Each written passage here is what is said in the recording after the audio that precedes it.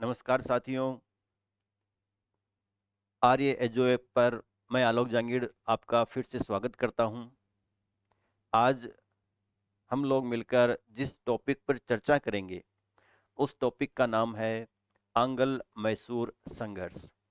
जैसा कि आप जानते हैं, पिछले टॉपिक्स में आपको मैंने किस प्रकार से ईस्ट इंडिया कंपनी ने प्लासी और बक्सर की विजय विजय के पश्चात बंगाल पर अधिकार कर लिया था, और उसके बाद में अगले टॉपिक जिसकी अपन ने चर्चा की थी वो था आंग्ल मराठा संघर्ष।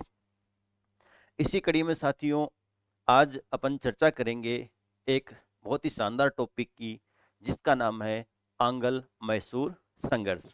जैसा कि आप जानते हैं, मैसूर के शासक हैदर अली और जो उसके पश्चात उनके पुत्र शासक बने टीपू सुल्तान, इन लोगों ने अंग्रेजों के साथ बहुत ही कड़ा मुकाबला किया था अपनी स्वतंत्रता को बनाए रखने के लिए और अंग्रेजों को भारत से बाहर खदेड़ने के लिए। इसी क्रम में अंग्रेजों को हैदर और टीपू सुल्तान को परास्त करने के लिए मैसूर को अपने प्रभाव के अंतर्गत लाने के लिए 4 युद्ध करने पड़े थे, जिनको अपन प्रथम, द्वितीय, तृतीय और चतुर्थ आंग्ल मैसूर युद्ध के नाम से जानते हैं। तो आज अपन जो चर्चा करेंगे, अपनी जो चर्चा का विषय रहेगा Haider Ali, Tipu Sultan, east India company, Mysore, इनके मध्य अपना टॉपिक रहेगा। तो साथियों, शुरुआत करते हैं इस टॉपिक की। सबसे पहले अपन बात करते हैं कि जो मैसूर का जो क्षेत्र है वो वर्तमान कर्नाटक में आता है। कर्नाटक का जो क्षेत्र था उसमें मैसूर आता है। मैसूर का एक प्रकार से मैसूर की राजधानी टीपू सुल्तान हैदर अली के समय जो रही थी वो थी श्रीरंगपट्टनम। तो उनका जो प्रशासनिक केंद्र श्रीरंगपट्टनम था। मैसूर पहले विजयनगर साम्राज्य के अंतर्गत ही आता था। तो पहले अपन हेडिंग लिख लेते हैं, आंग्ल मैसूर संघर्ष। उसके पश्चात टॉपिक शुरुआत करते हैं। आंग्ल मैसूर जो संघर्ष है, इसमें अपने सबसे पहले बात कर रहे हैं मैसूर साम्राज्य की, मैसूर के क्षेत्र की। तो यहां पर अपन देखें,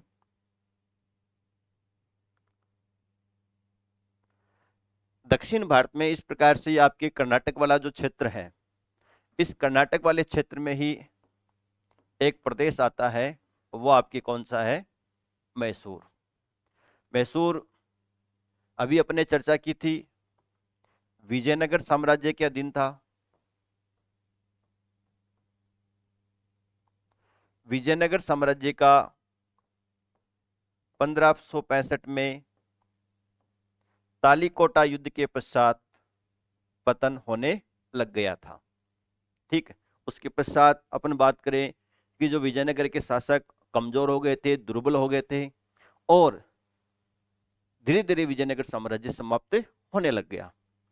विजयनगर साम्राज्य के अवशेषों पर, मैं यहां पर फिर आपको रिपीट कर देता हूं, विजयनगर साम्राज्य के अवशेषों पर मैसूर साम्राज्य का एक प्रकार से निर्माण हुआ था। विजयनगर के शासक थे वेंकट द्वितीय। उनके समय 1612 ईस्वी में, विजयनगर के शासक कौन है? वेंकट द्वितीय। और उनके समय 1612 ईस्वी में वाडियार को मैसूर के राजा की उपाधि दी गई थी, और यहीं से, इसी के पश्चात से मैसूर में वाडियार वंश की स्थापना हो गई। तो मैसूर के जो राजा थे वाडियार, उनको मैसूर के राजा की उपाधि दी गई थी, और वो देने वाले कौन थे? विजयनगर के शासक वेंकट द्वितीय। और ये जो उपाधि दी गई थी वो आपकी कब दी गई थी? 1612 ईस्वी में दी गई थी। कब? 1612 ईस्वी में। तो विजयनगर साम्राज्य के अवशेषों पर ही किसका निर्माण हुआ है? मैसूर का निर्माण हुआ है। मैसूर वर्तमान में कहां पर आता है? कर्नाटक क्षेत्र के अंतर्गत आता है। ठीक। अब इसके पश्चात अगली जो अपन बात करते हैं कि वाडियार वंश में ही एक राजा हुए थे चिक्का कृष्णराज। चिक्का कृष्णराज द्वितीय, उनके समय शासन सत्ता दो भाइयों के हाथ में थी। किस शासक की अपन बात कर रहे हैं?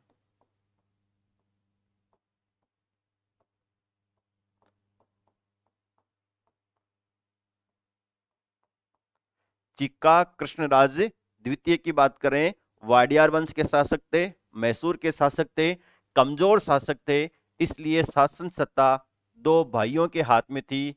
एक का नाम था नंजराज और दूसरे का नाम था देवराज। जो नंजराज थे यह मैसूर के वित्तीय मामलों के प्रभारी थे, और जो देवराज थे ये मैसूर के सैन्य मामलों के प्रभारी थे। तो आप ये कह सकते हैं कि मैसूर का जो वित्तीय मामला, वित्तीय प्रशासन, वो नंजराज के हाथ में था, और मैसूर के सेनापति कौन थे? देवराज थे। और जो चिक्का कृष्णराज द्वितीय थे, वो एक प्रकार से कठपुतली शासक थे। दोनों भाई शासन सत्ता का उपभोग करते थे।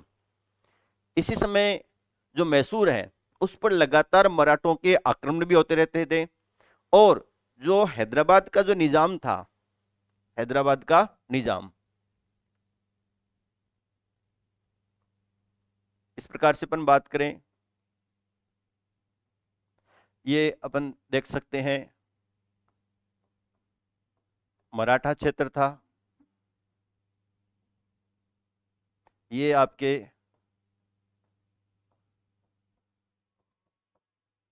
हैदराबाद का जो क्षेत्र था, और यहां पर आपके कौन सा था?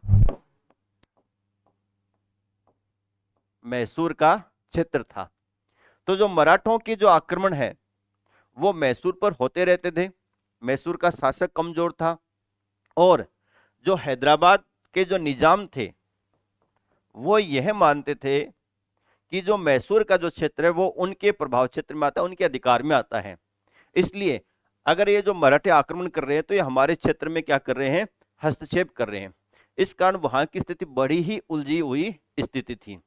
और इसी बीच अपन बात कर लेते हैं कि 1719 में आपको पता ही है कि मराठों और मुगल बादशाह के बीच में 1719 में दिल्ली में एक समझौता हुआ था, और उस समझौते के तहत मुगल सम्राट ने मैसूर से चौथ वसूली का अधिकार किसको दे दिया था? मराठों को दे दिया था। तो अब ये मराठी ये मानने लगे थे कि ये तो उनके अधिकार क्षेत्र में आता है, क्योंकि इसकी सनद तो उनको मुगल सम्राट से मिल चुकी है 1719 में दिल्ली समझौते से।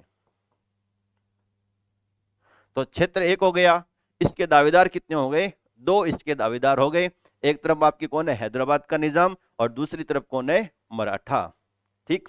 इसी बीच में एक नई शक्ति, एक नए व्यक्तित्व का उदय होता है जो मैसूर की काया पलट कर देता है, इन दोनों शक्तियों से मुकाबला करता है, और कमजोर मैसूर को एक शक्तिशाली मैसूर राज्य के रूप में परिणित कर देता है।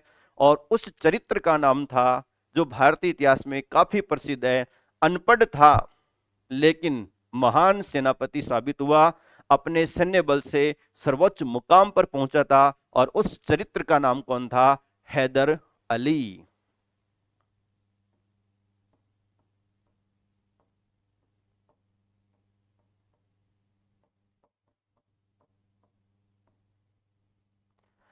जो हैदर अली था, हैदर अली का जन्म 1722 में हुआ था, और हैदर अली का जन्म जिस स्थान पर हुआ था उस स्थान का नाम था बुदी कोट। हैदर अली के पिता का नाम फतेह मोहम्मद था।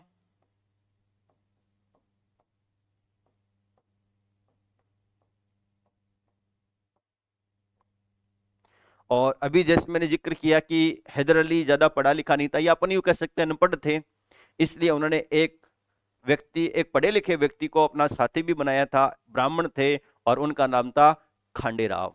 तो हैदर अली के साथी, हैदर अली के प्रारंभिक सहयोगी, प्रारंभिक साथी, उनका नाम क्या था? ब्राह्मण खांडे राव। हैदर अली 1722 में जन्मे थे, और धीरे धीरे अपनी सैन्य योग्यता के बल पर वो सेना में उच्च पद पर पहुंचे और 1749 में हैदर अली ने क्या किया, नंजराज के सैनिक अधिकारी के रूप में अपने सैन्य जीवन की शुरुआत की थी। तो अपन यूं कह सकते हैं कि हैदर अली का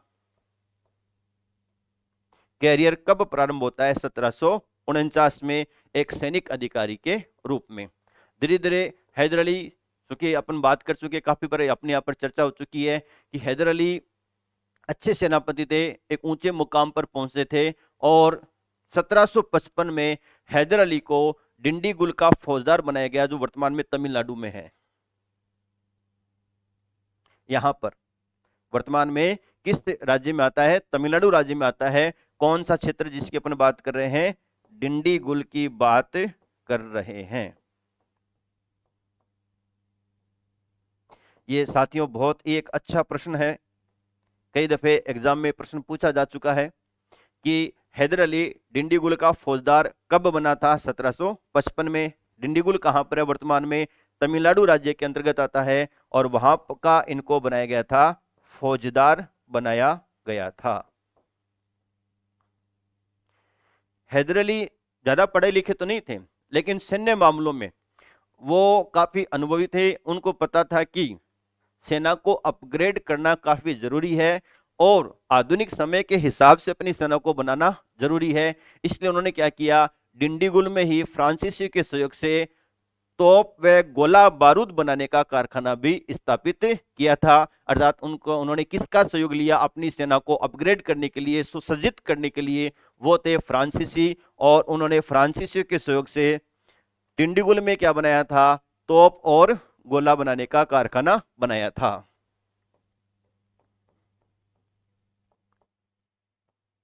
तोप खाना स्थापित कहां पर किया था, डिंडीगुल में। तो ये तो उनका था प्रारंभिक परिचय। उसके पश्चात आगे अपन जो बात करते हैं कि हैदर अली ने 1761 के लगभग, हैदर अली ने 1761 के लगभग नंजराज और देवराज को हटाकर मैसूर के राज सिंहासन पर अधिकार कर लिया और मैसूर की राजधानी जो श्रीरंगपट्टनम है उस पर अधिकार कर लिया। 1761 में हैदर अली के पास में शासन सत्ता आ गई थी और इस कार्य में उनका सहयोगी कौन बना था, वही एक मराठा ब्राह्मण खांडेराव उनके सहयोगी थे। तो ये यहाँ पर एक बहुत अच्छा प्रश्न फिर बन रहा है। 1755 की तो अपन बात कर ही चुके थे, डिंडीगुल का फौजदार। अब 1761 में हैदर अली के हाथ में मैसूर की शासन सत्ता आ गई है।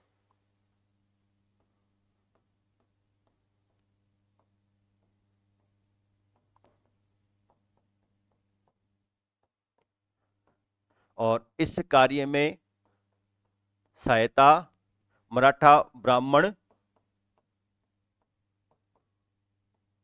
खांडेराव के द्वारा उनकी सहायता की गई थी। खैर, अब वो मैसूर के शासक तो बन गए, लेकिन मैसूर पर निरंतर मराठा आक्रमण होते रहते थे।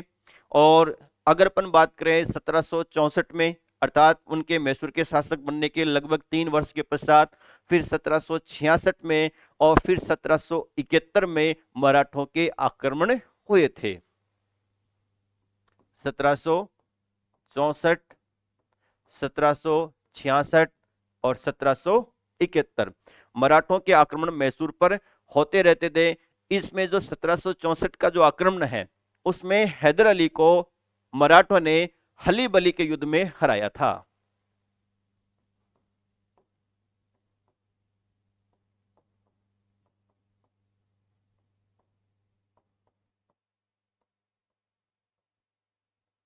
हली बली का युद्ध 1764 में हैदर अली और मराठों के बीच में हुआ था और उसमें हैदर अली को हार का सामना करना पड़ा था। इसी प्रकार से 1766 में भी आक्रमण हुआ था और 1771 में भी आक्रमण हुआ था। साथियों, 1771 का जो आक्रमण है उसको आपको याद रखना है। क्यों याद रखना है, किस प्रकार से याद रखना है, किस क्रम में याद रखना है, वो आपको बताता हूं। पहले बीच में अपन थोड़ा सा क्रम को भंग कर रहे हैं। प्रथम आंग्ल जो मैसूर युद्ध होता है वो 1767 से 1769 के मध्य होता है और इस संघर्ष की जो समाप्ति है 1769 में मद्रास की संधि के द्वारा होती है। और मद्रास की संधि में एक शर्त ये थी कि दोनों शक्तियां अर्थात अंग्रेज और हैदर अली, अगर दोनों में से किसी पर भी कोई तीसरी शक्ति आक्रमण करती है तो वो एक दूसरे का सहयोग करेंगे। ये संधि होती है 1769 में, जिसको अपन मद्रास की संधि के नाम से जानते हैं। और उस संधि के पश्चात हैदर अली पर अगला जो आक्रमण 1771 में मराठों ने किया था, और उस समय अंग्रेजों ने हैदर की कोई सहायता नहीं की थी, अर्थात मद्रास की संधि का साफ साफ उल्लंघन था। इस कारण हैदर अली बाद में अंग्रेजों से और भी काफी नाराज होता है। तो अपन यहां पर जो बात कर रहे हैं कि मराठों के आक्रमण किस प्रकार से हुए थे, 1764 में, 1766 में और 1771 में। हलीबली का युद्ध कब का है, 1764 में है, और 1771 का मैंने आपको प्रसंग बता ही दिया। अब देखिएगा, हैदर अली को शासक बन गया 1761 में। अभी अपन ने चर्चा करी भी है कि हैदर अली को अंग्रेजों से संघर्ष करना पड़ा 1767 से 1769, जिसको अपन प्रथम आंग्ल मैसूर युद्ध के नाम से जानते हैं। इसी क्रम में अपन हैदर अली की कुछ और जो चर्चाएं कर लेते हैं कि किस प्रकार से हैदर अली ने अपने शासन का विस्तार किया, किन किन लोगों का सहयोग किया, या उस पर किस टाइप के प्रश्न पूछे जा सकते हैं। तो उसकी अपन थोड़ी सी एक बार चर्चा कर लेते हैं। पहला तो खास बिंदु है जो आपको याद होने चाहिए, और कुछ देखो साथियों, कुछ बिंदु ऐसे भी होते हैं जैसे कहते हैं ना कि ज्योग्राफी देखने से और हिस्ट्री सुनने से याद होती है। तो अपने जो एग्जाम्स होती है उनकी प्रकृति इस प्रकार की है कि जितने ज्यादा आप फैक्ट सुन सकते हैं, याद कर सकते हैं, उनको याद करें। 4 विकल्प आएंगे।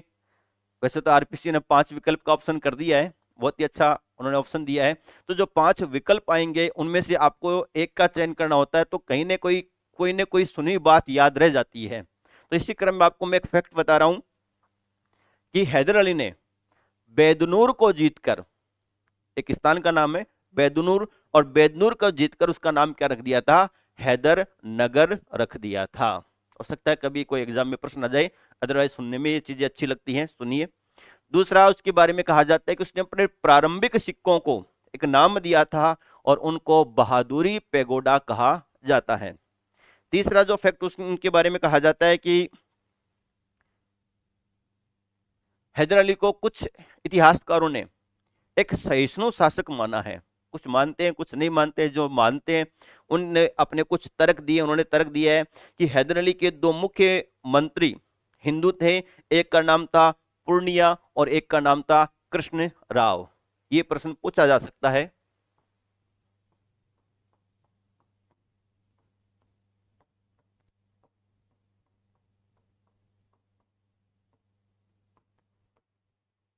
तो हैदर अली के 2 हिंदू मंत्री थे, एक का नाम था पूर्णिया और दूसरे का नाम क्या था, कृष्णराव। और मैंने अभी आपको बताया कि जब वो मैसूर के शासक बने तो उसमें भी एक ब्राह्मण व्यक्ति ने, मराठा ब्राह्मण व्यक्ति ने उनका सहयोग किया था, और वो कौन थे, खांडेराव।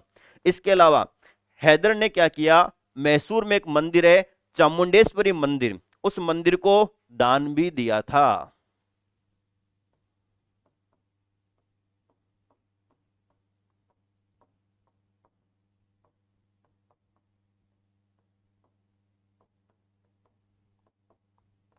तो हैदर ने चामुंडेश्वरी मंदिर को दान भी दिया था। इसके अलावा हैदर ने मैसूर राज्य में स्थित श्रृंगेरी मठ के शंकराचार्य, मैसूर राज्य में स्थित श्रृंगेरी मठ के शंकराचार्य के साथ उनका खास पत्र व्यवहार भी था।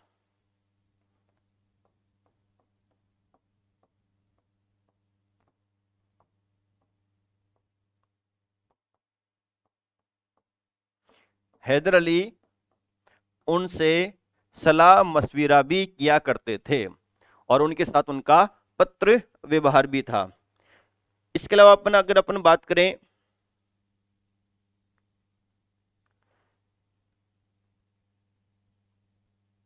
हैदर अली ने अपने साम्राज्य में गोवध के अपराध के लिए हाथ काट लेने का प्रावधान किया था। हैदर अली ने एक फरमान जारी किया था, एक आदेश जारी किया था कि उसके साम्राज्य में अगर कोई गाय हत्या करेगा, गाय का वध करेगा, तो उस व्यक्ति के हाथ काट दिए जाएंगे। तो आप अंदाज लगा सकते हैं कि हैदर अली सहिष्णु था या नहीं था, तो ज्यादातर इतिहासकार मानते हैं, और उनमें जो प्रमुख व्यक्ति है जो मानता है कि हैदर अली सहिष्णु थे, उनमें सबसे प्रमुख जो इतिहासकार है उनका नाम है विलिक्स।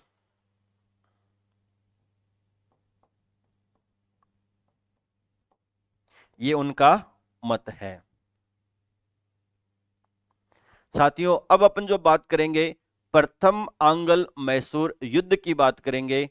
अंग्रेजों को मैसूर को नेस्तो नाबूद करने के लिए 4 संघर्ष करने पड़े थे, और इन 4 संघर्षों की प्रथम कड़ी में अपन बात करने जा रहे हैं प्रथम आंग्ल मैसूर युद्ध की।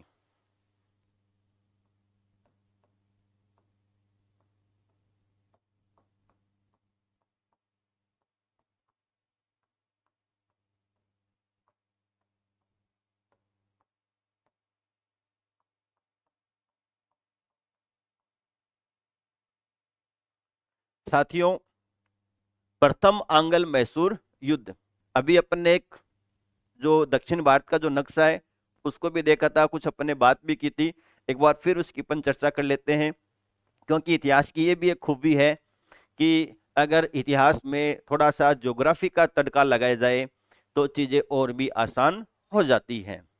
हालांकि ऐसा भी कहा जाता है, हिस्ट्री ज्योग्राफी बड़ी बेवफा, रात को पढ़ो सुबह को सफा। लेकिन अगर दोनों का इतिहास में अगर ज्योग्राफी का तड़का लगा दिया जाए तो मुझे लगता है कि चीजें आसान हो जाएंगी, जल्दी से याद होंगी। तो इसी क्रम में अपन थोड़ी सी बात कर लेते हैं कि किस प्रकार से अपन भूगोल के माध्यम से भी इतिहास की थोड़ी सी चर्चा कर सकते हैं।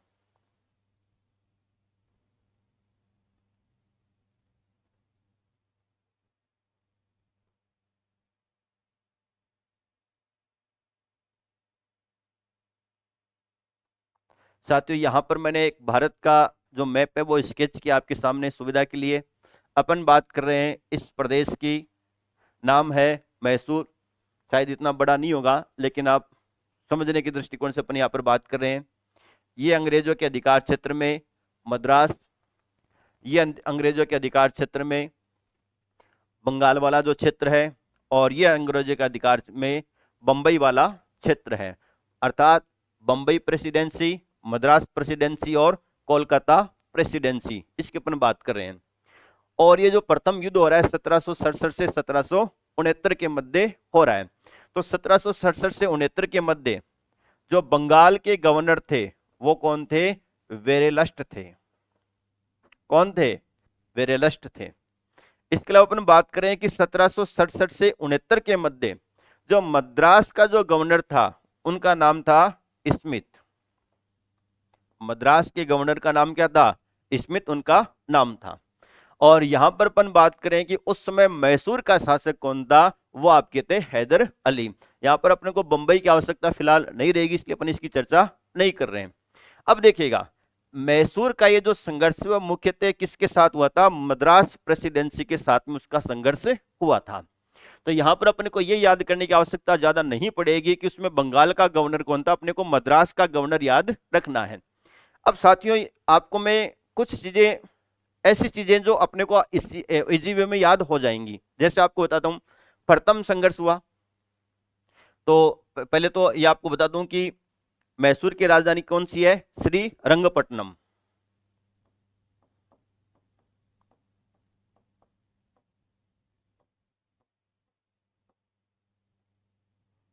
देखो, पहला जो संघर्ष हुआ, पहले संघर्ष में हैदर अली भारी रहा, भारी पड़ा।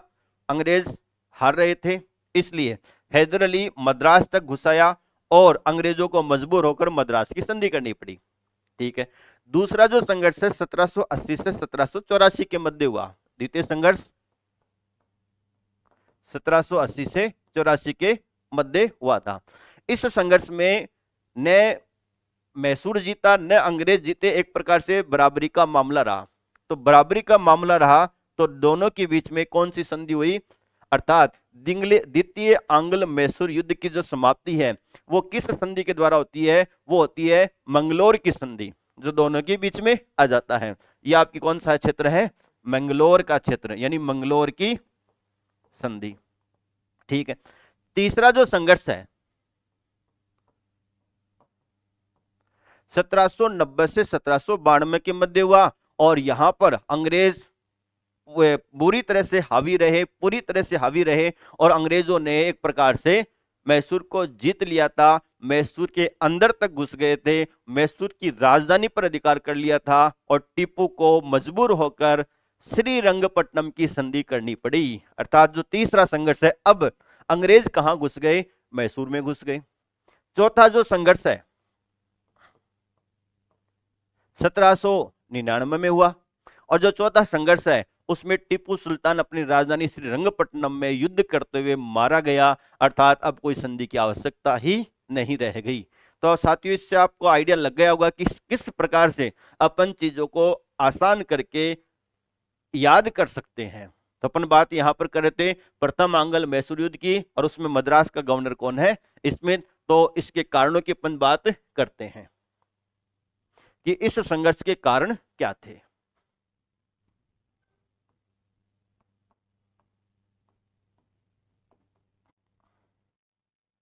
पहले अगर अपन कारण की बात करें कि हैदर अली साम्राज्यवादी था, शासक बना है 1761 में, और धीरे धीरे अपने साम्राज्य का विस्तार करना चाहता है। तो साम्राज्यवादिता इतिहास के लगभग युद्धों का कारण रही है, और यहां पर हैदर की साम्राज्यवादिता को भी इसका एक कारण माना गया। दूसरा कारण माना गया कि हैदर अली ने क्या किया, फ्रांसीसियों का सहयोग लिया था, और अंग्रेजों और फ्रांसीसियों के बीच में बनती नहीं थी। तो दूसरा कारण यह भी माना गया है। पहला तो है हैदर की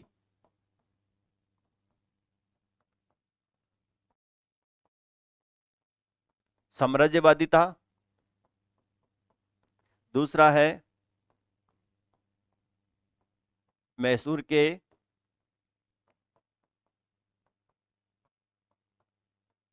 फ्रांसीसियों के साथ संबंध, संपर्क, और इस संबंध का एक जो सबसे बड़ा साक्ष्य, सबसे बड़ा जो प्रमाण है, वो अपन ये कह सकते हैं कि हैदर अली का जो सेनापति था वो एक फ्रांसीसी था, और उसका नाम था दलातूर।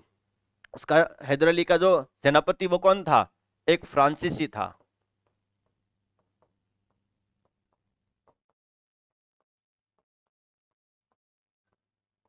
नाम क्या था उसका? दलातूर था। तो अंग्रेजों और हैदर के अली के बीच में संघर्ष का यह भी एक कारण था। और बाद में हैदर अली और टीपू सुल्तान ने नौसेना का भी महत्व समझा, और ऐसा कहा जाता है कि टीपू ने तो एक बार कहा भी था कि मैं अंग्रेजों को भारत की भूमि से तो खदेड़ सकता हूं, लेकिन समुद्र को नहीं सुखा सकता।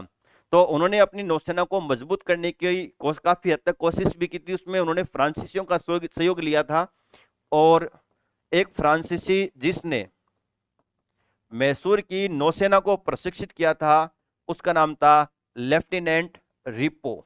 तो साथियों, ये दो नाम आप याद रखिएगा। पहला है दलातूर, जिसने हैदर की सेना को प्रशिक्षित किया था, सेनापति था। और दूसरा जिसने मैसूर की सेना को, नौसेना को प्रशिक्षित किया था, वो कौन थे? Lieutenant repo. तीसरा कारण यह बताया जाता है कि 1767 में हैदर अली ने एक अंग्रेजों के जहाज को नष्ट करवा दिया था।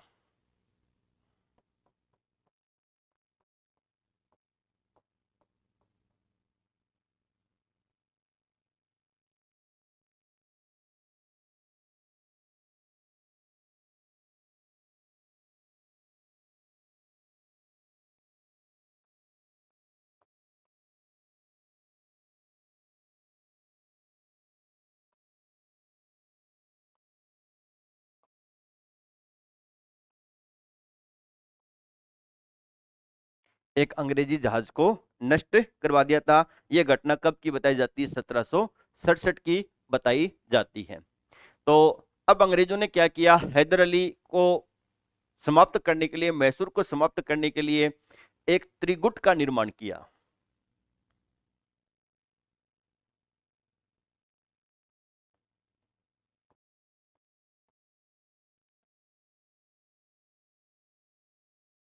हैदर अली के सामने एक त्रिगुट है।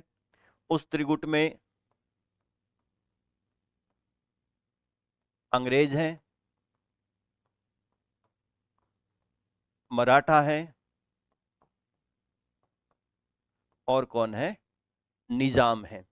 इस प्रकार से हैदर अली के सामने एक त्रिकूट का निर्माण किया गया। लेकिन हैदर अली जितना अच्छा सैनिक था उतना ही वो एक कूटनीतिज्ञ भी था। उसने एक कूटनीति का प्रयोग करते हुए, डिप्लोमेसी का प्रयोग करते हुए निजाम को कुछ प्रदेश तथा मराठों को 18 लाख रुपए और कुछ प्रदेशों का लालच देकर अपनी ओर मिला लिया, और दोनों ही एक प्रकार से फिर हैदर की तरफ हो गए। तो जो निजाम था उसको कुछ प्रदेश, मराठों को 18 लाख रुपए नगद, और कोलार का जो प्रदेश है वो लालच देकर अपनी तरफ मिला लिया। एक्चुअल में मराठों को टोटल जो पैकेज दिया था एक प्रकार से उसने, वो 35 लाख का था, जिसमें 18 लाख रुपए नगद दे और 17 लाख रुपए के बदले कोलार का क्षेत्र देने का वादा किया था। 35 लाख जिसमें 18 लाख नगद और 17 लाख के बदले कोलार का क्षेत्र देने का वादा किया। निजाम को भी कुछ प्रदेश देने का वादा किया गया और इन दोनों को अपनी तरफ मिला लिया। तो अब अंग्रेज अकेले पड़ गए। अंग्रेजों ने अपनी सेना भेजी और अंग्रेजी सेना का जो नेतृत्व कर रहा था वो कौन थे? जोसेफ स्मिथ थे। उन्होंने 1767 में चंगम्मा एवं त्रिनोमोली के युद्ध में हैदर व निजाम को परास्त कर दिया था। तो शुरुआती जो संघर्ष हुआ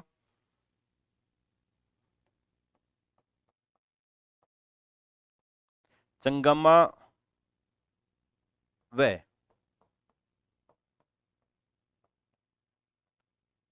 त्रिनोमोली के युद्ध 1767 में। तो यहां पर उनके सामने हैदर के साथ में आ गया निजाम और सामने अंग्रेज सैन्य अधिकारी जोसेफ स्मिथ। तो यहां पर अंग्रेज विजयी रहे और इस संघ को हार का सामना करना पड़ा। साथियों, ये जो चंगामा व त्रिनोमोली का युद्ध की जो अपन बात कर रहे हैं, वैसे तो ये एग्जाम में कभी शायद पूछ ही नहीं गए हैं, लेकिन कभी कभार क्या होता है कि आजकल एग्जाम की प्रकृति बदल रही है और एग्जाम में इस प्रकार के प्रश्न पूछे जाते हैं। जैसे मान लीजिए ऑप्शन आ गया, प्रथम आंग्ल मैसूर संघर्ष, किसी एक युद्ध का नाम दे दिया। द्वितीय आंग्ल मैसूर युद्ध, एक युद्ध का नाम दे दिया जैसे पोर्टोनोवो का युद्ध। तृतीय आंग्ल मैसूर युद्ध, और फिर इनको सुमेलित करें। इस प्रकार के प्रश्न पूछे जा सकते हैं। और यहाँ पर आपको ये भी बता दूं कि जो त्रिनोमोली है उसका एक नाम और मिलता है, तिरुवन्नामलई। याद रखिएगा।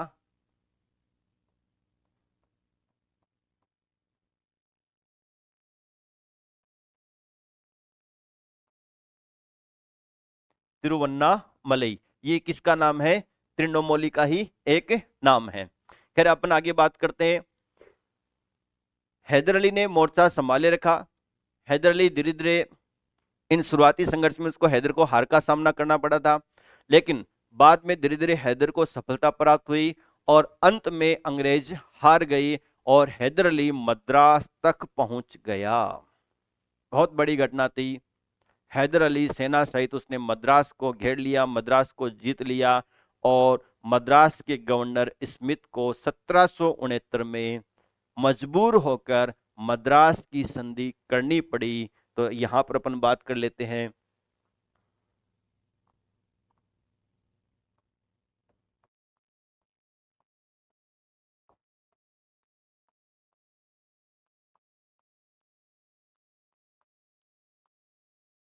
मद्रास की संधि। तो मद्रास की संधि में हैदर अली है और सामने है मद्रास के गवर्नर स्मिथ। अब देखिए संधि बहुत ही महत्वपूर्ण है। क्यों महत्वपूर्ण है मैं आपको बता देता हूं। 4 अप्रैल 1769 को यह मद्रास की संधि हुई थी। तारीखें भी याद रखिएगा। 4 अप्रैल 1769 को। इस संधि का महत्व इसलिए कि ये जो मद्रास की संधि थी, दो अलग अलग संधियां हुई थी। अंग्रेज हैदर अली और अरकाट के नवाब मोहम्मद अली के बीच में हुई थी। एक तीसरा पक्ष और था, अर्काट का नवाब मोहम्मद अली।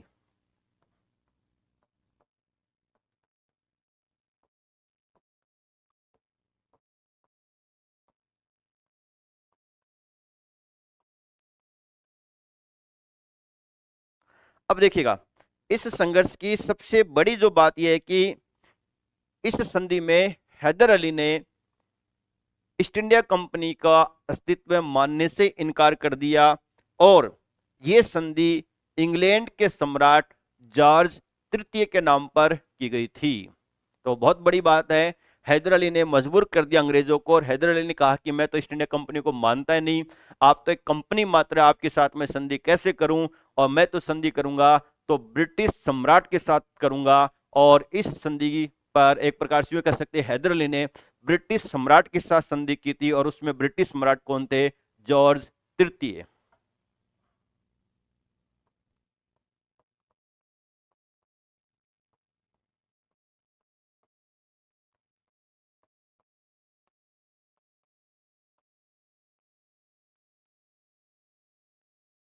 ब्रिटिश सम्राट कौन है? जॉर्ज तृतीय है।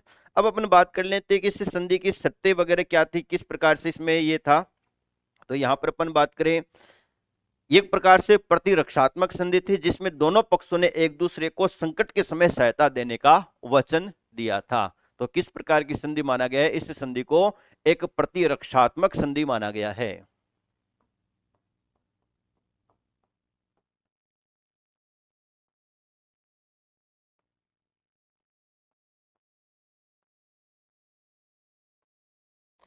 तो अब इस संधि के तहत दोनों ने कहा कि संकट के समय एक दूसरे की क्या करेंगे? सहायता करेंगे। दोनों ने एक दूसरे के जीते हुए क्षेत्र वापस दे दिए, एक दूसरे की शत्रुओं से रक्षा करने का वचन दिया। और कहा जाता है कि अंग्रेजों ने युद्ध हार जाने के रूप में एक बड़ी रकम भी हैदर अली को दी थी। करूर का जो क्षेत्र है वो हैदर अली ने अपने पास में रखा था। और हैदर अली ने इस संघर्ष के पश्चात जो प्रदेश जीते थे वो थे बैदनूर, सुंडा, केनरा, गुट्टी, सेरा, इस प्रकार के क्षेत्र थे। अब इस संधि में ये वचन दिया गया था दोनों शक्तियों ने एक दूसरे को कि वो संकट के समय एक दूसरे की सहायता करेंगे। और जल्दी ही संकट आ गया था हैदर अली पर। 1771 में मराठों का आक्रमण हुआ था, और इस आक्रमण में हैदर ने अंग्रेजों से सहायता मांगी थी और अंग्रेजों ने सहायता नहीं दी थी। इस कारण दोनों शक्तियों के बीच में संबंध एक बार पुनः बिगड़ गए। अब अगली जो अपन बात करेंगे, ये था आपके प्रथम आंग्ल मैसूर युद्ध। अगली जो अपन बात करेंगे वो है द्वितीय आंग्ल मैसूर युद्ध।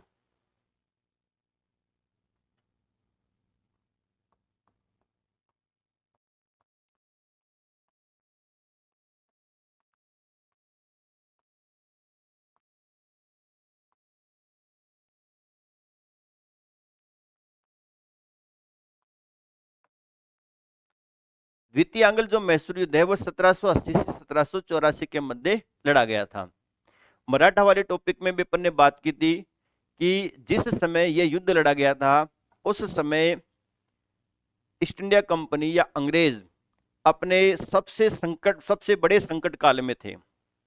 आपको विदित होगा कि 1775 से 1782 तक प्रथम आंग्ल मराठा युद्ध भी चल रहा था, जिसकी समाप्ति 1782 में सालबाई की संधि के द्वारा होती है। इसी समय अंग्रेजों को अमेरिका में जो स्वतंत्रता संग्राम चल रहा था वहां पर भी उनको शामिल होना पड़ रहा था, वहां पर भी वहां के लोगों से उनका संघर्ष चल रहा था।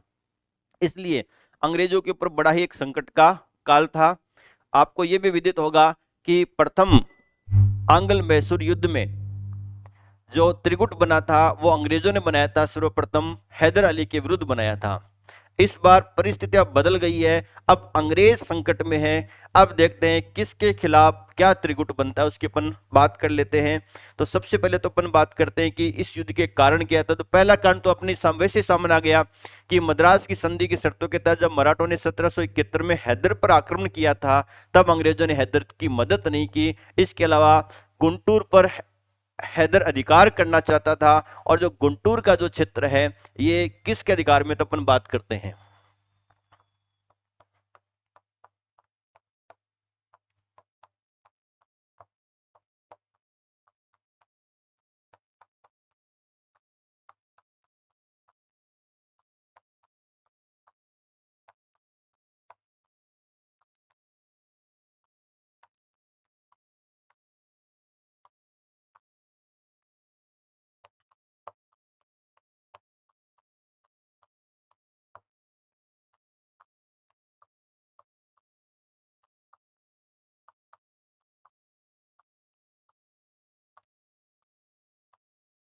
दूसरा अपन बात किसकी कर रहे थे, गुंटूर पर अधिकार का जो प्रश्न है उसकी अपन बात कर रहे थे। जो गुंटूर है उस पर हैदर अली अधिकार करना चाहता था। तीसरा अपन बात करते हैं कि अंग्रेजों ने एक फ्रेंच बस्ती थी माहे, उस पर अधिकार कर लिया था जो मैसूर के राज्याधिकार में आती थी, और अंग्रेजों ने उसे खाली करने से मना कर दिया था।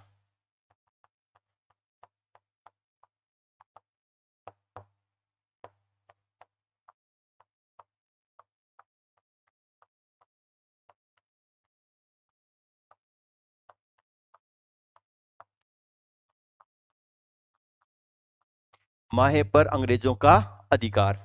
अगली जो अपन बात करते हैं कि 1775 से 1782 के मध्य प्रथम आंग्ल मराठा संघर्ष चल रहा था, और इसी समय 1779 के लगभग अंग्रेजों के खिलाफ एक त्रिगुट बन चुका था, और उस त्रिगुट की परिणति यह हुई कि 1780 में हैदर अली और अंग्रेजों के बीच में भी युद्ध की शुरुआत हो गई। तो 1779 और 80 में बना जो त्रिगुट था वो भी इस संघर्ष का एक कारण था। और त्रिगुट में इस बार कौन है, हैदर, हैदर के साथ में मराठा, और मराठों के साथ में कौन है, निजाम। यहां पर मैं पहले चर्चा कर देता हूं कि मराठा इस त्रिगुट से अलग हो जाते हैं, और इस त्रिगुट से अलग किस संधि के द्वारा होते हैं, 1782 की सालबाई की संधि के द्वारा अलग हो जाते हैं।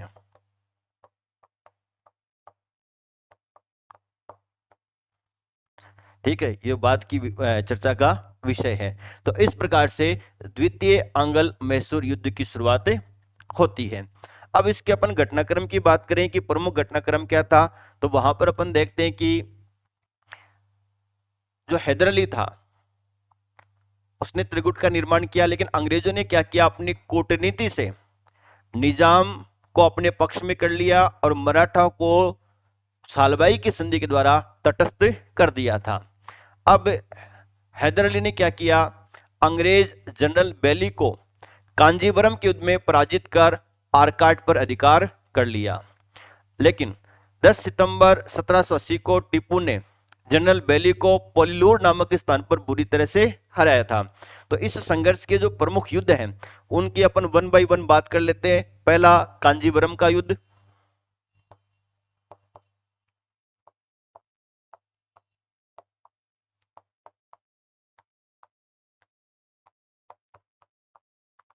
सत्रह सौ अस्सी, हैदर, और हैदर के सामने कौन है, अंग्रेज सेनापति बेली, और उसमें विजयी कौन होता है, हैदर, और हार का सामना किससे करना पड़ता है, जनरल बेली को। और इसके पश्चात हैदर अली किस पर अधिकार कर लेता है, अरकाट पर अधिकार कर लेता है।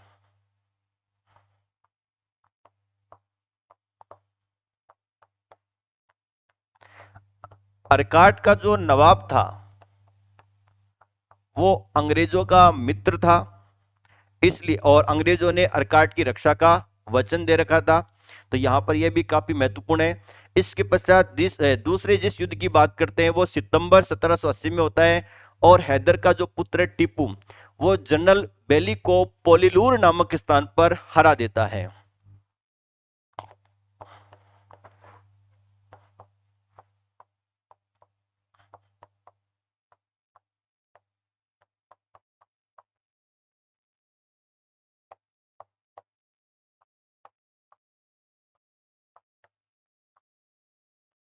तो टीपू टीपू के सामने कौन है, बेली है, और इस युद्ध में भी बेली को हार करना सामना करना पड़ता है, और विजय श्री किसके हाथ लगती है, टीपू सुल्तान के हाथ लगती है। तो साथियों, इस प्रकार से ये जो काफी सारे युद्ध हो रहे हैं, मैं उम्मीद करता हूँ आप इन चीजों को सुनकर आत्मसात भी करते होंगे, और आपकी जो नोट्स वगैरह हैं और उनमें अगर कोई नया फैक्ट आपको मिले तो उसमें आप अपडेट भी करिएगा, उनको आप लिखिएगा भी, ताकि ये चीज आपको याद हो। और इन वीडियोज को आप 2-3 दफे, एक बार नहीं 2-3 दफे जरूर देखिएगा, क्योंकि लगातार आप सुनेंगे याद होने लग जाएगा। बहुत सारी बातें ऐसी होती है जो लगातार सुनने से याद होती है, 3-4 दफे अगर उनका रिवीजन हो जाए तो याद होने लग जाती है। बहुत सारी चीजें अपने जीवन में ऐसी होती है जो अपन ने सुन सुन के याद की है, उनके अपने अपने कभी नोट्स नहीं बनाए। उदाहरण तो मैं आपको बताता हूँ, जैसे अपन कई बार हनुमान चालीसा सुनते हैं और उसकी अगर अपने को एक लाइन सुनने को मिल जाए तो अपन तुरंत उसकी अगली लाइन क्या होगी बोल देते हैं। जैसे जय हनुमान ज्ञान गुण सागर, अगली लाइन जय कपीस तिहु लोक उजागर। और मुझे लगता है आप में से किसी भी साथी ने आज तक इसका कभी कोई नोट्स नहीं बनाया होगा, लेकिन ये चीजें अपने इतनी बार सुनी कि अपने को वो याद रह गई। तो आपसे मैं उम्मीद करता हूं, अपेक्षा करता हूं इन वीडियोस को आप 2-3 बार जरूर देखिएगा। और अगर आप 3 या 4 बार देख लेंगे तो जैसे तोता बोलता है वैसे आप भी इन टॉपिक के बारे में बोलने लग जाएंगे, कोई शायद दिक्कत नहीं आएगी। खैर आगे अपन बात करते हैं। 1781 में 2 युद्धों की अपन बात कर चुके हैं। पहला है कांजीवरम का युद्ध, दूसरा है पोलीलूर का युद्ध, तीसरे युद्ध की अपन बात करते हैं द्वितीय आंग्ल मराठा संघर्ष के दौरान। 1781 में अंग्रेज सेनापति था जनरल आयरकूट। उसने पोर्टोनोवा एवं सोलिदपुर के युद्ध में हैदर अली को पराजित कर दिया। कौन से युद्ध है? पोर्टोनोवा और सोलिदपुर का युद्ध। पोर्टो नोवा व सोलिदपुर के युद्ध 1781 में। और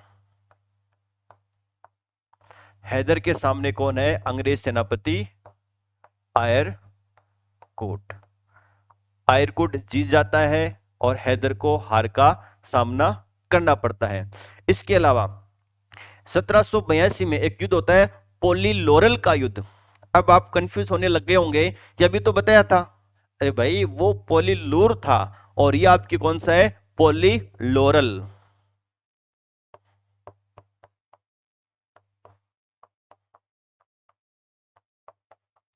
1782। और ये युद्ध क्या रहा था? अनिर्णित रहा था। यानी इस युद्ध में कोई सा भी पक्ष नहीं हारा, न कोई सा पक्ष जीता था। जो पोर्टोनोवा का जो युद्ध है ये काफी महत्वपूर्ण युद्ध है, क्योंकि एक तो हैदर को हार का सामना करना पड़ा और इसी युद्ध में, पोर्टोनोवा के युद्ध में, हैदर क्या हो गया था? लड़ते हुए घायल हो गया था। लड़ते हुए घायल हो गया था हैदर अली। और वो आपके युद्ध कौन सा था? पोर्टोनोवा का युद्ध था। 1782 में हैदर अली ने एक अंग्रेज अधिकारी को बंदी भी बना लिया था और उस अंग्रेज अधिकारी का नाम क्या था? Colonel Brathwaite. 1782 में कर्नल ब्रेथवेट को कैदी बना लिया गया।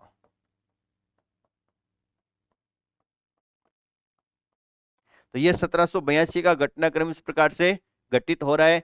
और अब बहुत बड़ा झटका लगेगा मैसूर को। क्यों? क्योंकि पोर्टोनोवा युद्ध में जो हैदर अली घायल हो गया था, 7 दिसंबर 1782 को हैदर अली की मृत्यु हो गई। तो हैदर अली पहले घायल हुए थे और 7 दिसंबर 1782 को हैदर अली की मृत्यु हो गई। बहुत बड़ा आघात था मैसूर रियासत के लिए। और हैदर की मृत्यु के पश्चात उसके पुत्र टीपू सुल्तान ने मैसूर का नेतृत्व संभाला और टीपू सुल्तान ने हैदर की मृत्यु के पश्चात 1 वर्ष तक लगातार युद्ध जारी रखा। और इस दौरान मंगलोर एवं परम्बकम नामक स्थानों पर भी लड़ाइयां हुई थी।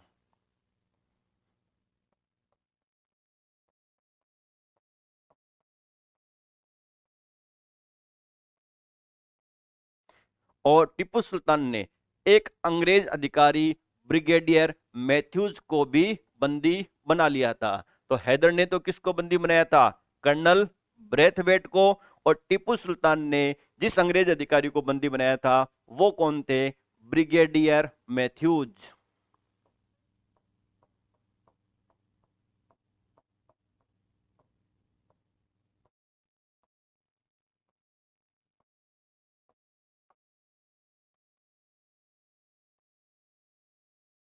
ब्रिगेडियर मैथ्यूज को बंदी बना लिया था। तो साथियों अगली अपन जो बात करते हैं कि अब दोनों पक्ष से लड़ते लड़ते दुखी हो चुके थे। न कोई सा पक्ष जीत रहा था, न किसी का पलड़ा भारी, न किसी का पलड़ा कमजोर था। और इसी क्रम में दोनों पक्ष चाहते थे, क्योंकि 1780 में लड़ने लगे थे, 1784 का साल आ गया था। और साथियों मैं आपको ये भी बता दूं, अंग्रेज तो 1775 में मराठों से भी लड़ रहे थे, तो दोनों ही पक्ष काफी दुखी हो चुके थे इन युद्धों से, तो एक शांति चाहते थे। और 1784 में बंगाल के गवर्नर वारेन हेस्टिंग्स ने 1784 में मंगलोर की संधि कर ली। और मंगलोर की संधि पर अंग्रेजों की तरफ से जिस व्यक्ति ने हस्ताक्षर किए थे वह था मद्रास का गवर्नर लॉर्ड मैकार्टनी। तो अपन बात कर रहे हैं मंगलोर की संधि की। साथियों मंगलोर की जो संधि है वो 1784 में हुई थी।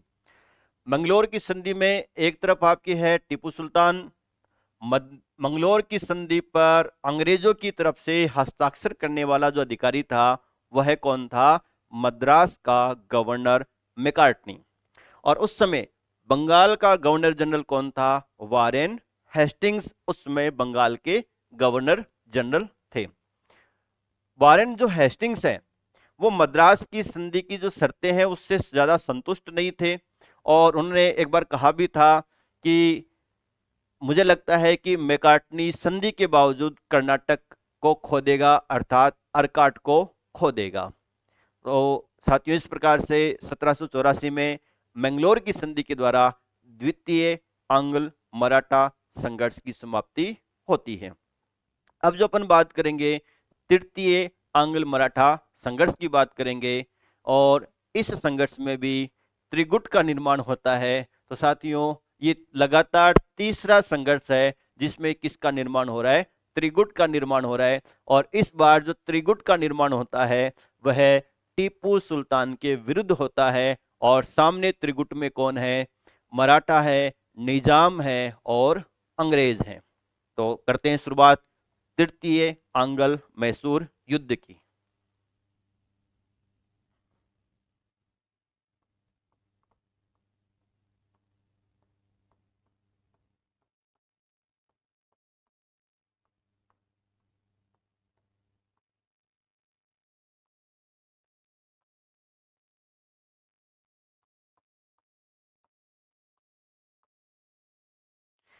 तृतीय आंग्ल मैसूर युद्ध के समय बंगाल के जो गवर्नर जनरल हैं वह कौन है? लॉर्ड कॉर्नवालिस हैं।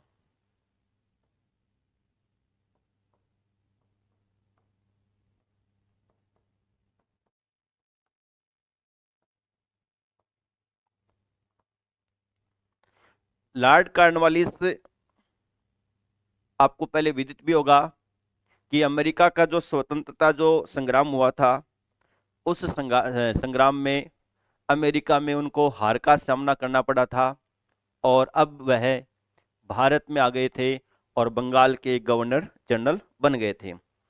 अब देखिएगा इस युद्ध के अपन कारणों की चर्चा करें कि जो तृतीय जो संघर्ष था उसका कारण क्या था। तो अपन इसकी अपन बात करते हैं। तो पहला जो कारण था, प्रमुख कारण था कि जो टीपू सुल्तान है उसने अंग्रेजों के एक सुरक्षित राज्य त्रावणकोर उस पर आक्रमण कर दिया था। त्रावणकोर अंग्रेजों का एक सुरक्षित राज्य था और उस पर टीपू सुल्तान ने आक्रमण कर दिया था। यह इस तृतीय संघर्ष का एक कारण था। दूसरी अपन बात करें कि जो टीपू सुल्तान है वह लगातार फ्रांसीसियों से मिलकर अंग्रेजों के विरुद्ध स्वयं को मजबूत कर रहे थे। तो जो टीपू सुल्तान के फ्रांसीसियों के साथ जो संघर्ष संबंध था वह भी कहीं न कहीं एक कारण था तृतीय आंग्ल मैसूर युद्ध का।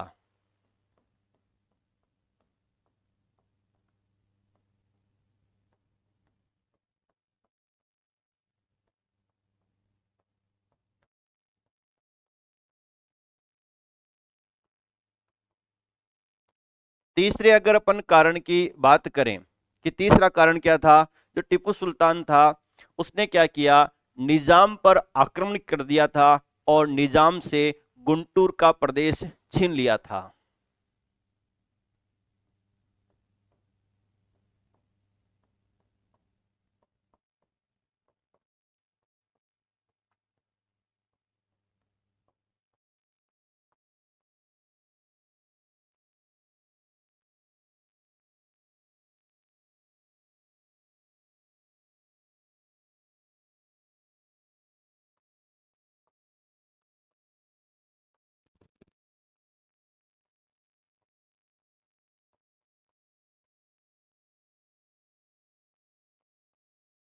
अगले जिस कारण पर अपन बात करें कि जो टीपू सुल्तान था वह चाहता था कि मलाबार का जो क्षेत्र है उसकी सुरक्षा हेतु कोचीन में स्थित एक जो डच दुर्ग था, एक का नाम था कांगनूर और दूसरा था आईकोट, वह उसे खरीदना चाहता था। और जो त्रावणकोर का जो राजा था, जो अंग्रेजों का संरक्षक था, उसने इन्हें खरीद लिया था। मैं फिर रिपीट कर देता हूं, टीपू सुल्तान मालाबार मालाबार का जो क्षेत्र की रक्षा हेतु कोचीन में स्थित जो दुर्ग थे, दो दुर्ग थे, उनको डचों से खरीदना चाहता था। और वह किसने खरीद लिए थे? त्रावणकोर के राजा ने। तो जो दो डच दुर्ग थे, एक का नाम था कांगनूर और दूसरा था आईकोट।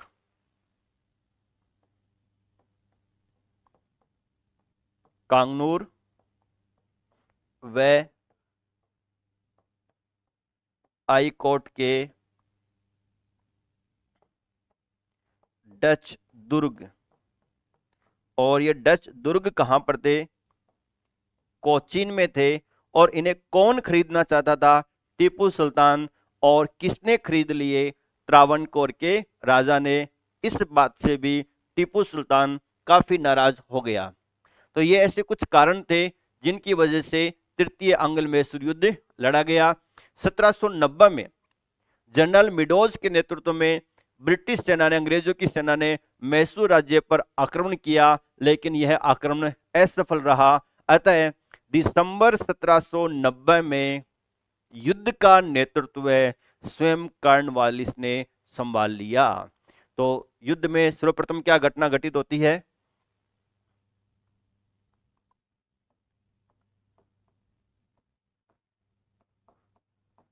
जनरल मिडोज का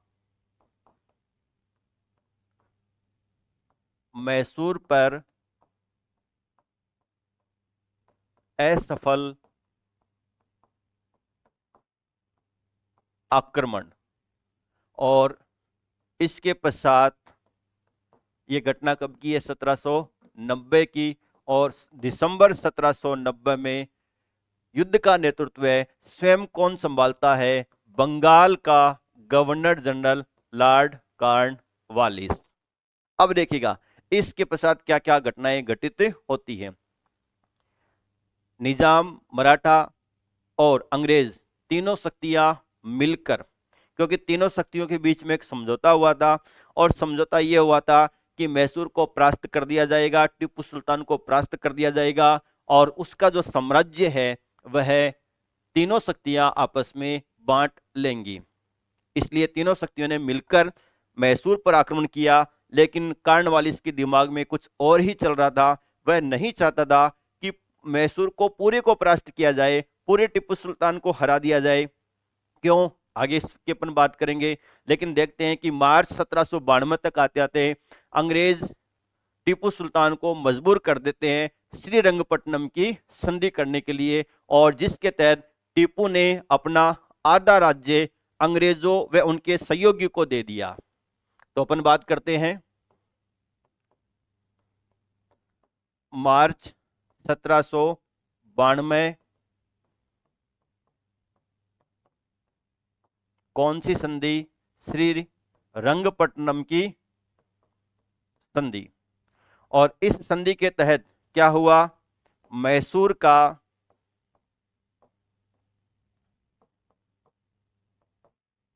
आधा राज्य किसे दे दिया गया? अंग्रेजों को, निजाम को और मराठों को। अब देखिएगा साथियों, यहां पर बात यह है, अंग्रेज बड़े ही कूटनीतिज्ञ थे। वो चाहते थे तो पूरे मैसूर को ले सकते थे, लेकिन उन्होंने जानबूझकर ऐसा नहीं किया, क्योंकि अगर पूरे मैसूर को लेते तो पूरे ही मैसूर को उनको 3 भागों में बांटना पड़ता। और अगर 3 भागों में पूरे मैसूर को बांटना पड़ता तो निजाम भी शक्तिशाली होता और मराठा भी शक्तिशाली होता, अंग्रेज भी होते, लेकिन ये दोनों शक्तियां भी और थोड़ी सी मजबूत होती। तो कॉर्नवालिस ने क्या किया कि मैसूर का आधा प्रदेश ही लिया। और जो आधा प्रदेश लिया वो किस प्रकार से विभाजित किया उसकी भी बात कर लेते हैं। अंग्रेजों को बारामहल, डिंडीगुल और मालाबार का क्षेत्र मिला। अंग्रेजों को कौन सा क्षेत्र मिला? बारामहल, डिंडीगुल और मालाबार का क्षेत्र मिला। निजाम को कौन सा प्रदेश दिया गया? तो निजाम को पेन्नार एवं कृष्णा नदी के बीच का भाग मिला, यानी पेन्नार व कृष्णा का जो दोआब का जो क्षेत्र है वो मिला। पेन्नार व कृष्णा का क्षेत्र मिला। तीसरी जो शक्ति थी मराठा, उनको क्या मिला उसकी भी अपन बात कर लेते हैं। तो मराठों को तुंगभद्रा के उत्तर का जो क्षेत्र है वह मिला।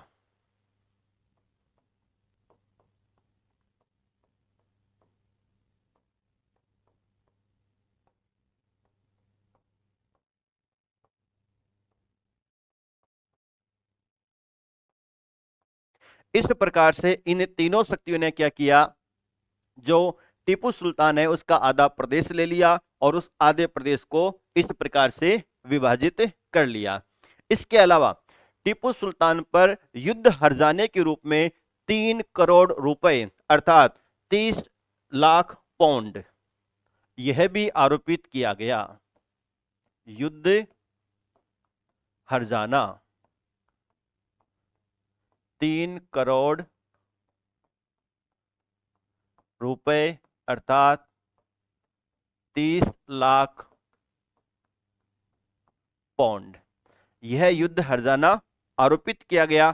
और यह भी कहा गया कि जब तक इन 3 करोड़ रुपए का भुगतान नहीं हो जाएगा तब तक टीपू सुल्तान के 2 पुत्र अंग्रेजों के कब्जे में रहेंगे, जिनमें से एक का नाम था अब्दुल खालिक व दूसरे का नाम था मुइजुद्दीन। दूसरे का नाम क्या था? एक मिनट में थोड़ा चेक कर लेता हूं। हाँ, एक का नाम तो अब्दुल खालिद और दूसरे का था मुइजुद्दीन।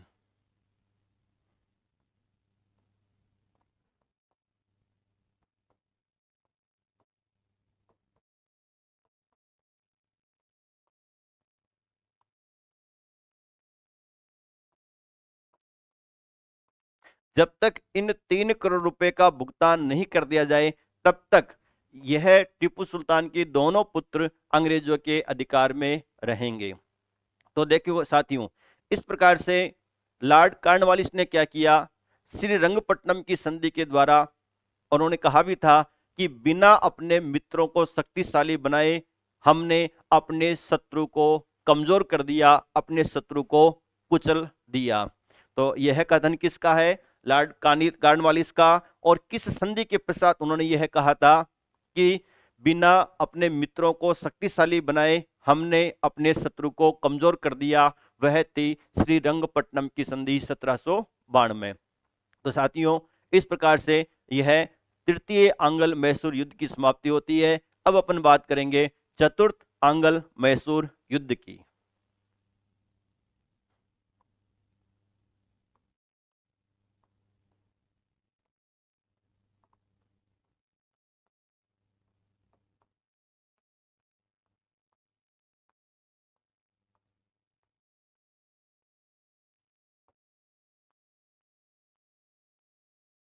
सत्रह सौ 99।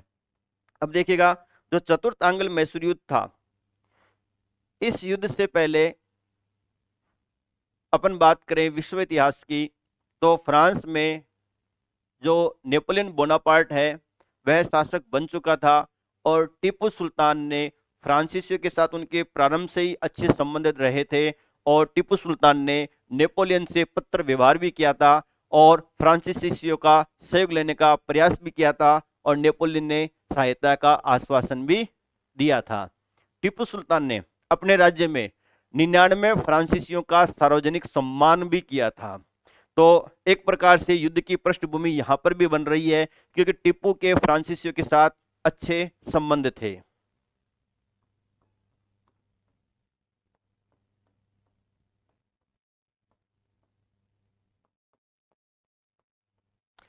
दूसरी अगर अपन बात करें कि अंग्रेजों ने निजाम व मराठों से युद्ध में प्राप्त लाभ को 3 बराबर भागों में बांटने का समझौता किया था।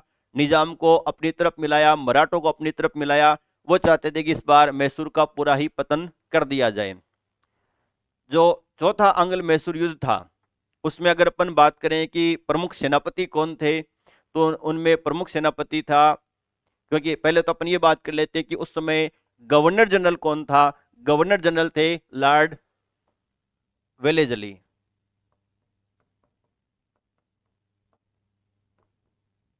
और लॉर्ड वेलेजली के छोटे भाई आर्थर वेलेजली, वो ब्रिटिश सेना में सेनापति थे।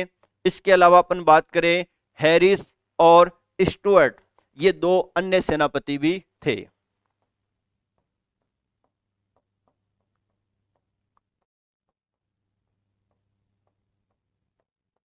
हैरिस, स्टुअर्ट और आर्थर वेलेजली, ये दो आपके क्या थे, अन्य सेनापति भी थे। और जो तृतीय सॉरी जो चतुर्थ आंग्ल मराठा जो संघर्ष था, इस मराठा संघर्ष में जब टीपू सुल्तान लड़ते हुए मारे गए, मैसूर राज्य का बंटवारा किया गया था, तो उस बंटवारे में मराठों ने कोई भी प्रदेश नहीं लिया था। और अपन बात करें कि इस संघर्ष में 4 मई 1799 को राजधानी श्रीरंगपट्टनम में टीपू सुल्तान लड़ते हुए मारा गया था। उससे पहले जो सेनापति स्टुअर्ट ने सदापीर के युद्ध में तथा हैरिस ने मलावली के युद्ध में टीपू को हराया था। तो अपन बात करें कि हैरिस और जो स्टुअर्ट जो सेनापति थे, स्टुअर्ट ने सदापीर के युद्ध में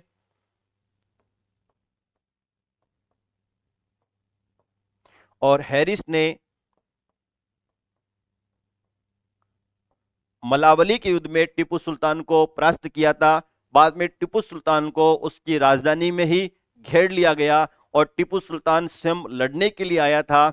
और 4 मई 1799 को टीपू सुल्तान अपनी राजधानी श्रीरंगपट्टनम में लड़ता हुआ मारा गया।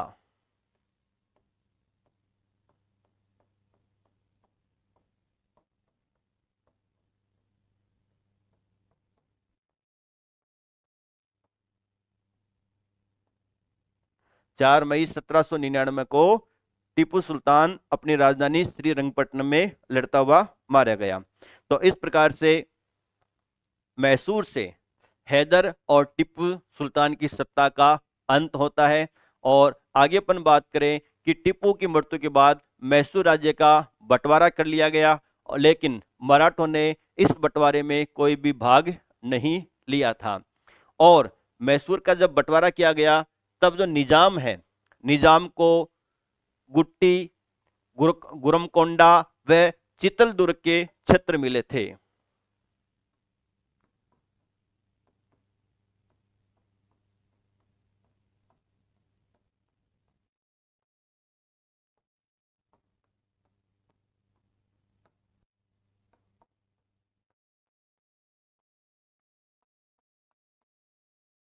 दूसरी अपन बात करें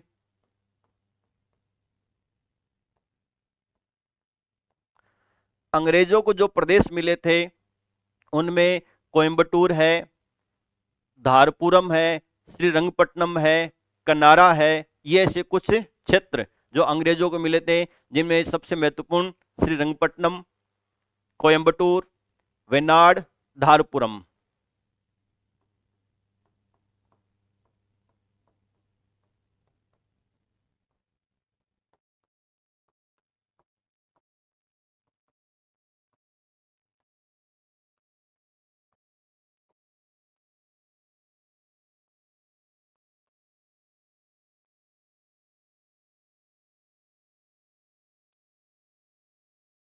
यह क्षेत्र किसको मिले थे? अंग्रेजों को मिले थे। मैसूर विजय के पश्चात जो वेलेजली था, भारत के जो बंगाल के जो गवर्नर जनरल थे, उनको आयरलैंड का जो उनका जो समाज था, उसने मार्कविस की उपाधि प्रदान की थी।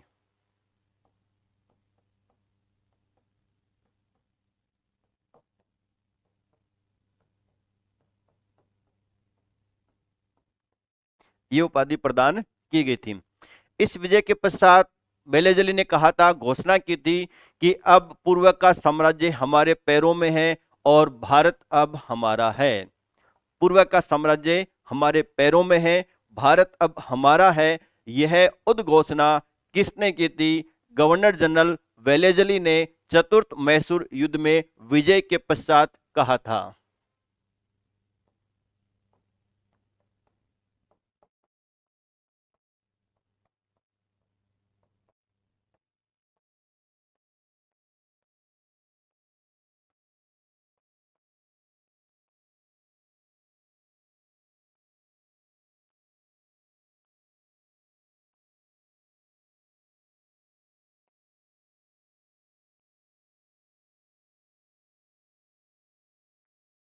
यह कथन किसका है? वेलेजली का यह कथन है। तो नेक्स्ट अपन जो इसमें बात करते हैं कि अंग्रेजों ने मैसूर विजय के पश्चात लगभग प्रदेश तो ले लिया था, बांट लिया था। जो थोड़ा बहुत जो प्रदेश रह गया था उसका उन्होंने क्या किया? तो अंग्रेजों ने क्या किया? वाडियार वंश का एक बालक था कृष्ण राय, उसको मैसूर की गद्दी पर बैठा दिया। थोड़ा सा ही प्रदेश था, कोई बहुत बड़ा प्रदेश नहीं था, लगभग तो उन लोगों ने अपने अधिकार में ले लिया था। तो वाडियार वंश का एक बालक था कृष्ण राय, उसको मैसूर की गद्दी पर बैठा दिया। उससे मैसूर का एक छोटा सा भाग दे दिया गया और टीपू के परिवार के सभी सदस्यों को वेलूर में कैद कर लिया गया।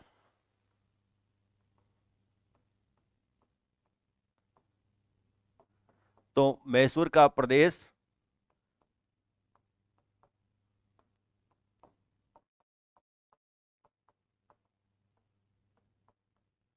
वाडियार वंश के एक बालक कृष्ण राय को दे दिया गया।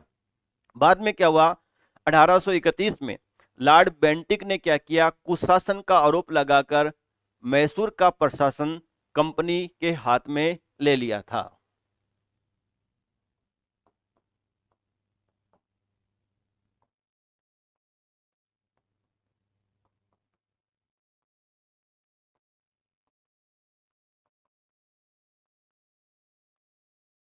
और यह घटना किसके समय थी? लॉर्ड विलियम बेंटिक के समय की घटना थी। बाद में क्या हुआ?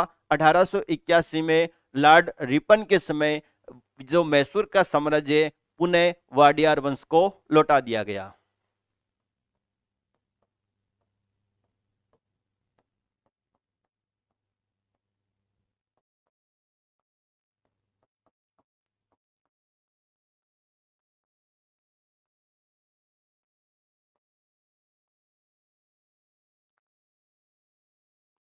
तो देखिएगा साथियों, 1612 में वेंकट द्वितीय ने वाडियार राजा को मैसूर के राजा की उपाधि दी थी। 1761 में हैदर अली ने मैसूर पर अधिकार कर लिया। 1799 में यह वापस पुनः वाडियार वंश को मिल गया। 1831 में ले लिया गया और 1881 में लॉर्ड रिपन के समय वापस लौटा दिया गया था। तो इस प्रकार से साथियों, ये आपके चतुर्थ आंग्ल मैसूर युद्ध था। अब अपन जो थोड़ी सी बात कर लेते हैं जो टीपू सुल्तान ने, उससे संबंधित कुछ फैक्ट हैं जहां से कभी कभार एग्जाम में प्रश्न भी पूछे जाते हैं, उनकी भी अपन बात कर लेते हैं। और वो फैक्ट क्या है, किस प्रकार से आप उनको देखिएगा, सुनिएगा, याद करने की कोशिश करिएगा। टीपू सुल्तान से संबंधित वो फैक्ट हैं। टीपू सुल्तान ने क्या किया था? हैदर अली का पुत्र था। अब ये तो इतिहासकारों के लिए बड़ा ही विचारणीय मुद्दा है कि वो योग्य था या अयोग्य था, लेकिन टीपू सुल्तान ने क्या किया? सुल्तान की उपाधि धारण की थी। तो टीपू और नाम के अंत में क्या लगाया? सुल्तान। और उसने अपने नाम के सिक्के भी चलाए थे 1787 में। उसे अनेक भाषाओं का ज्ञान भी था। उसने खुतबे में अपना नाम भी शामिल करवाया था और शासन की वैधता के लिए खलीफा से सनद का अनुरोध भी किया था। टीपू सुल्तान ने वर्ष व महीनों के जो हिंदी जो नाम थे उनके स्थान पर अरबी नाम का प्रयोग किया था और एक नया पंचांग भी चलाया था। 1784 में टीपू सुल्तान ने अपने साम्राज्य को 7 प्रांतों में बांटा था जिन्हें आसफी टुकड़ी कहा जाता था।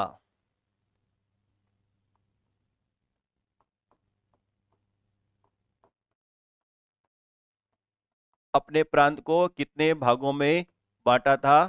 अपने राज्य को कितने भागों में बांटा था? 7 प्रांतों में बांटा था। टीपू सुल्तान को कुछ लोग सहिष्णु शासक मानते हैं, कुछ असहिष्णु मानते हैं, वो एक अलग मुद्दा है।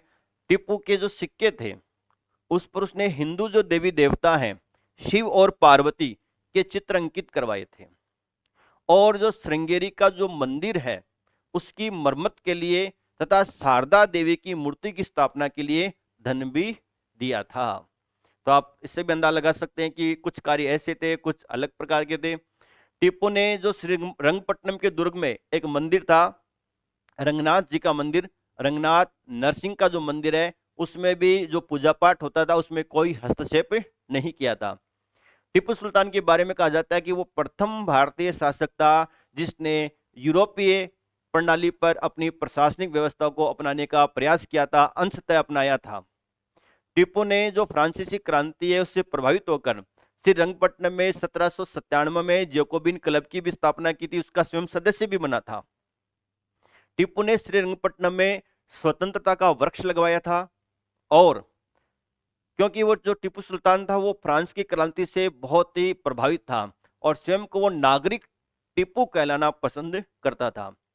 टीपू सुल्तान ने अपने समय के जो अन्य जो विदेशी राज्य थे उनके साथ बहुत ही अच्छे अपने संबंध बनाए थे। उनमें अपने राजदूत भेजे थे, अपने दूत मंडल भेजे थे, जिनमें प्रमुख है अरब अरब प्रदेश है, आज का जो तुर्की वाला जो क्षेत्र है, फ्रांस तो था ही, इसके अलावा अफगानिस्तान यानी काबुल वाला जो क्षेत्र है, मॉरिशस है, वहां पर भी अपने उसने दूत मंडल भेजे थे।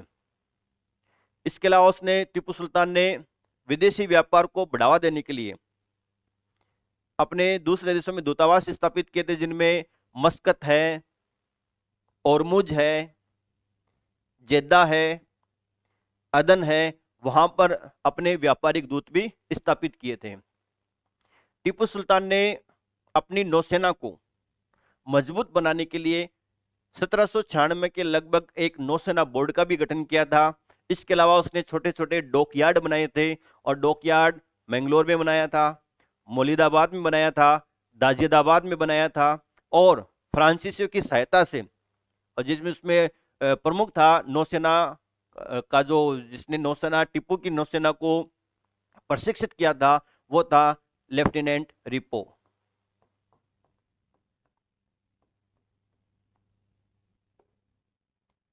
इसके अलावा जो टीपू सुल्तान ने उसने जमींदारी व्यवस्था को त्याग दिया था और किसानों से सीधा संपर्क स्थापित किया था, अर्थात रैयत से डायरेक्ट अपना संपर्क स्थापित किया। जमींदारों के जो पैतृक अधिकार है वो समाप्त कर दिए थे और किसानों से सीधा संपर्क स्थापित किया और खेती को बढ़ावा देने के लिए जो तकाबी ऋण है वो भी बांटे थे। टीपू सुल्तान के समय जो भूमि की जो उर्वरता और जो सिंचाई की जो सुविधाएं हैं उनके अनुसार लगान लिया जाता था और जो लगान होता था वो 1/3 से 1/2 तक लिया जाता था। लेकिन वो किसके आधार पर था? भूमि की उर्वरता व सिंचाई के साधनों के आधार पर था। टीपू सुल्तान ने सिक्कों की ढलाई, तौल, माप की नई पद्धति प्रचलित की थी। इसके अलावा टीपू सुल्तान ने रेशम का जो उत्पादन है तथा रेशम का जो व्यापार है उसको भी बढ़ावा दिया था। आपको पता ही होगा कि भारत में रेशम उत्पादन में कर्नाटक राज्य आज भी एक अग्रणी राज्य है। शस्त्रागार का निर्माण करवाया था, जिस प्रकार से उसके पिता ने भी डिंडीगुल में शस्त्रागार का निर्माण कराया था। टीपू सुल्तान के बारे में कुछ अंग्रेज लेखक उन्होंने कहा है उसको सीधा साधा दैत्य कहा है, क्योंकि टीपू सुल्तान ने उनको काफी परेशान किया था। इसलिए कुछ अंग्रेज लेखक टीपू सुल्तान को क्या बताते हैं? सीधा साधा दैत्य बताते हैं। जो थॉमस मुनरो है वह टीपू सुल्तान को अशांत आत्मा कहता है।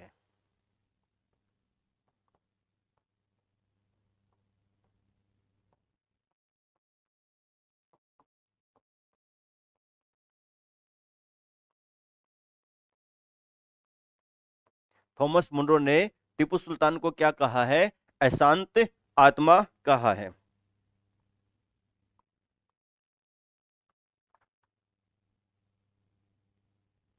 टीपू सुल्तान ने एक बार कहा भी था कि मैं अंग्रेजों को स्थल से समाप्त कर सकता हूं लेकिन समुद्र को सुखा नहीं सकता।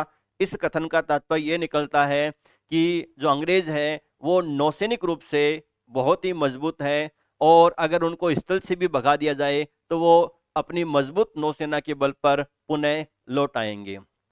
टीपू सुल्तान ने कहा था कि भेड़ की तरह लंबी जिंदगी जीने के बजाय शेर की तरह एक दिन जिया जाए। ये टीपू सुल्तान का बड़ा ही प्रसिद्ध कथन है। और जब आप शायद कक्षा 7 या 8 की जो एनसीईआरटी की जो बुक है उसमें भी आप साथियों ने पढ़ा होगा कि उसमें टीपू सुल्तान की तलवार के बारे में बताया गया है, और टीपू सुल्तान की जो तलवार है वुड्स स्टील से बनी हुई थी, तो काफी मजबूत मानी जाती है। और फ्रांसीसियों की मदद ली थी, बहुत कोशिश की थी अंग्रेजों से मुकाबला करने की, लेकिन सफल नहीं हो पाए। तो इस प्रकार से ये साथियों था अंगल मैसूर युद्ध का टॉपिक। उम्मीद है आपको अच्छी तरीके से समझ में आया होगा, और आपसे गुजारिश है, आपसे अपेक्षा है कि इस टॉपिक को 3-4 बार जरूर देखें और सुने, तब जाके आपको ये अच्छी तरीके से आत्मसात हो पाएगा। धन्यवाद।